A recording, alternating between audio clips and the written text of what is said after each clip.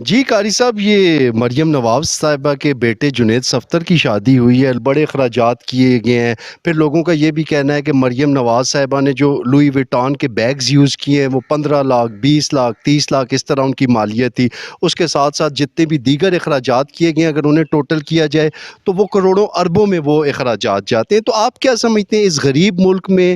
وہاں پہ کہ جہاں پہ لوگوں کو بنیادی ضروریات نہیں مل رہی، پانی نہیں مل رہا، بجلی نہیں مل رہی، روزگار نہیں مل رہا، اس طرح کی اربوں خربوں روپے کی شادی کون لوگ افورڈ کر سکتے ہیں، اور یہ کہاں سے یہ سارا کچھ مینج کیا جاتا ہے؟ بسم اللہ الرحمن الرحیم۔ بڑا اچھا کوشچن کیا مطیب آپ نے۔ جس ملک کی 46% عوام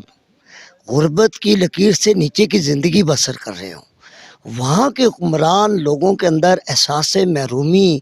جگانے کے لیے پرتعش قسم کے، بڑے لیوش قسم کے، اور وہ بڑے مہنگی جیولری، بڑے مہنگے سیٹ، بڑے مہنگے لہنگے اور بڑے برانڈڈ بیگز،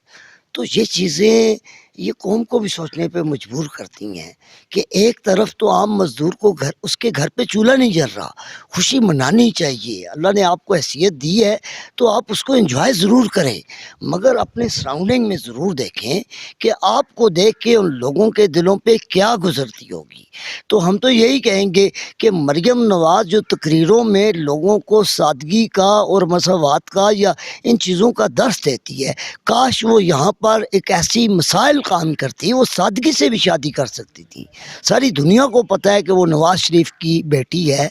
ساری دنیا کو پتہ ہے کہ وہ پاکستان کے رچسٹ خاندان ہے، وہ بیگ نہ بھی یوز کریں تو لوگ ان کو ویسے بھی جانتے ہیں، لیکن اگر یہاں پر وہ سادگی سے یہ کام کرتے تو یہ معاشرے میں اچھا میسج جاتا۔ میں تو اسے نہیں سمجھتا، یہ بود و نمائش اور اس طرح کی چیزیں یہ نہیں ہونی چاہیے۔